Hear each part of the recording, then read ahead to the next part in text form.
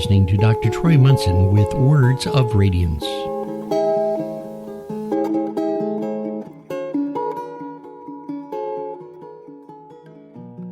Hello and welcome. I'm Dr. Troy Munson on Words of Radiance. And we have had a two-part series that we just came off of forgiveness. But I want to finish up some clarity because there's been questions about what about the unforgiving thought? And so unforgiving thoughts are, this is going to be a tricky one for you. If you followed me this far, I believe your mind is open enough. This is the first time you just happen to stumble upon this podcast. This is going to be very deep waters for you. And if you've got some trauma in your life, if you've got some things that you feel people have done to you, or the system has done to you, or society has done to you, or whatever it is that you have that's okay word, but even projected onto those individuals or organizations or institutions, what have you. Could be government, could be people, could be friends, could be family, could be anything. Could be spouse, could be kids, could be anything. Adults, parents, all of it. And so if you feel like, they did this to me, let's even take another example. I find it an interesting fact that the highest number of women that have lost a leg, most of them have lost it in a certain way. And they've lost the leg. Any idea? Want to guess? I'm not sure. Accident? It is. Motorcycle accident. Riding with their boyfriend, and the bike goes down, and their leg is gone. And so, let's say somebody's texting and, pulls out in front of a motorcycle. They lay it down, and, her leg is so mangled and so bad that she's now got to have it amputated. So she loses a leg. And you've got this person now that's like, now I've got this disfigurement or this loss or whatever. In our lives, it can feel that way, like I've got loss of love because my parent did this.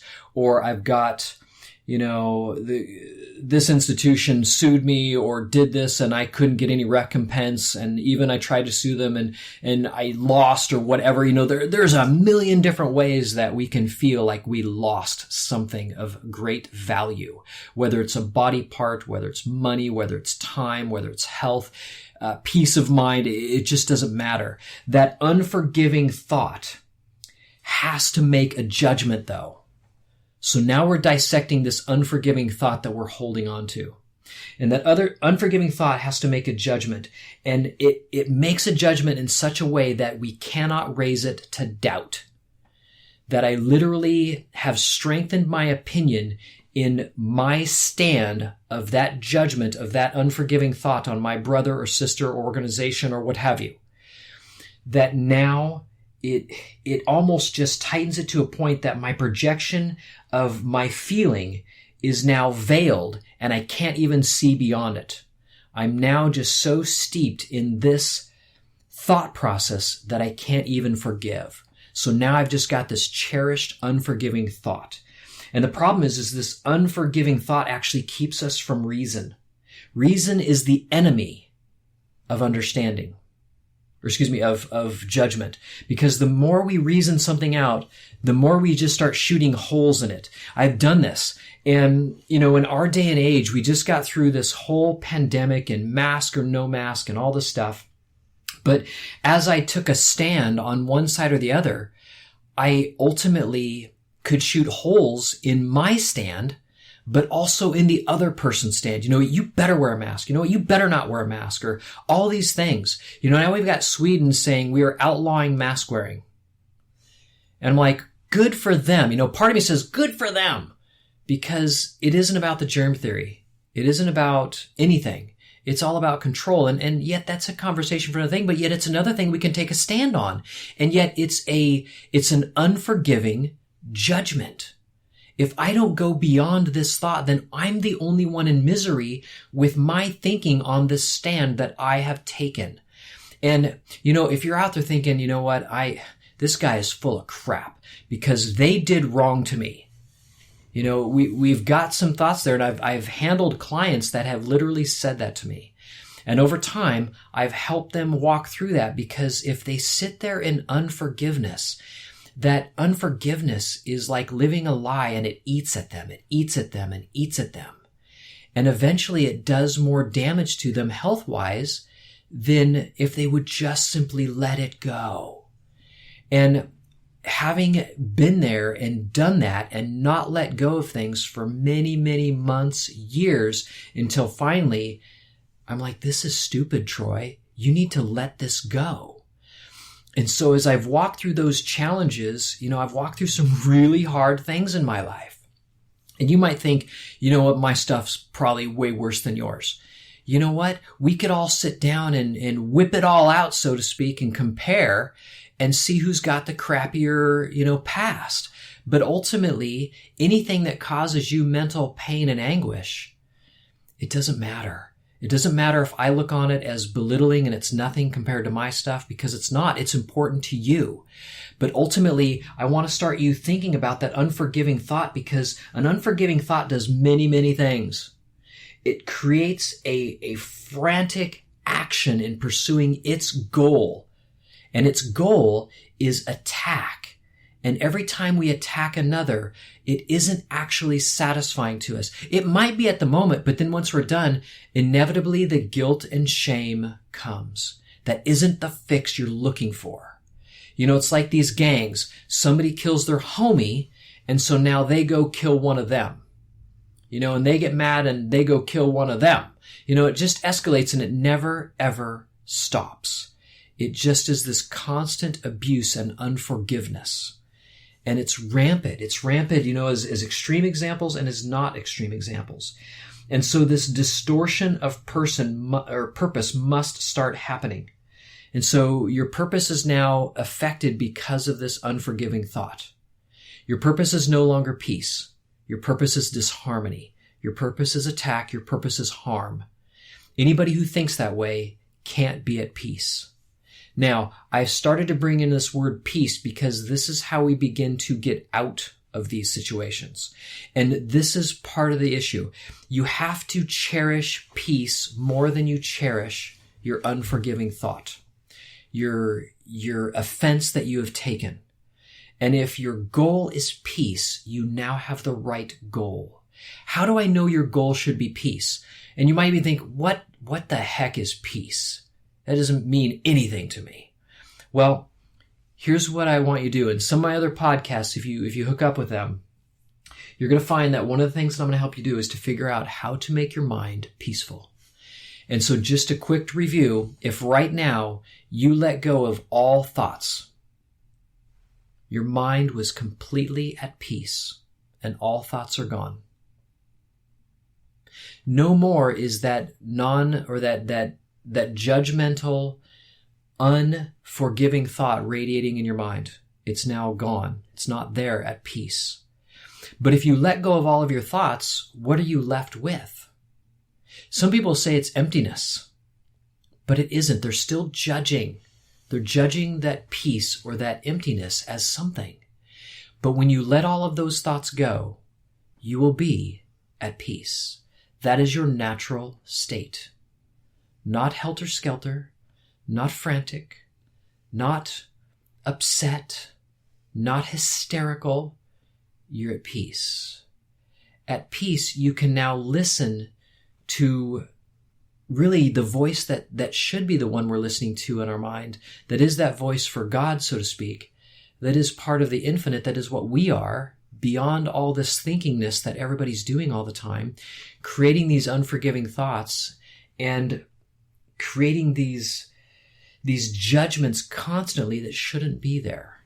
And so as we allow that peace to be more and more pervasive in our mind and demanding that, rather than the thoughts that we cherish that are judgmental in nature, we now begin to have a much better reasoning mechanism within our brain.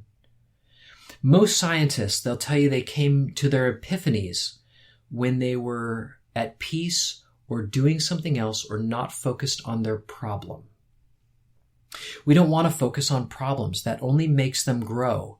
And forgiveness, here's kind of the linchpin for forgiveness. We've alluded to this, but now it's time to come full circle. Forgiveness does not pardon the mistake. I'll say it again. Forgiveness does not pardon the error of your thought or the error of the other individual or organization against you. We'll call it, for lack of a better word, a sin. I love the word sin because it's so charged. It really jazzes people up when you talk about sins. But if we call it what it is, it does not pardon sins. Forgiveness does not do that. What it does do is it literally realizes that what happened to you is not true. It did not happen.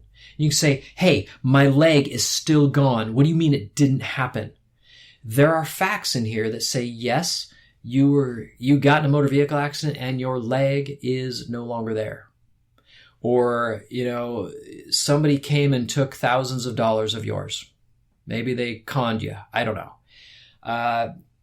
Maybe a sibling totally trashed your name up one side down the other on social media, and you're just now not going to forgive them. Now, I'm not going to dispute the facts of what happened, but what I am going to say is that if you don't hold on to judgment of what happened to you, now do you take away all power from the thought or the unforgiving thought, and as if it did not happen. Now, I'm only 5'6". Am I upset because I can't dunk a basketball? No. Could I jump on a trampoline and dunk a basketball? I could. So let's say I don't have a leg. And you're like, well, I can't ride a bike. Really?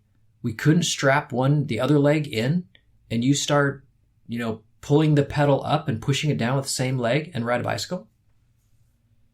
You can meditate on all the things you can't do in life and be really miserable, or you can focus on the things you can do and still be incredibly happy and have a fulfilling, amazing life.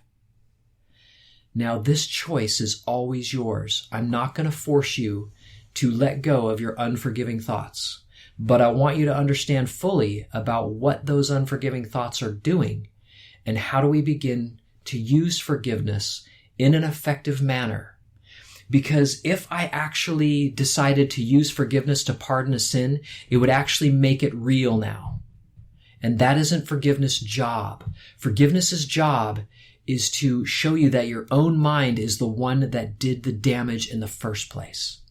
It didn't matter what happened to the body or your bank account or your reputation, so to speak. No matter what they do with me, you could throw me in a cell, you could damage my name, you could cut body parts off, but ultimately my mind is still free, and that you cannot chop up, you cannot imprison. Only I can do that to myself. And only you can do it to yourself.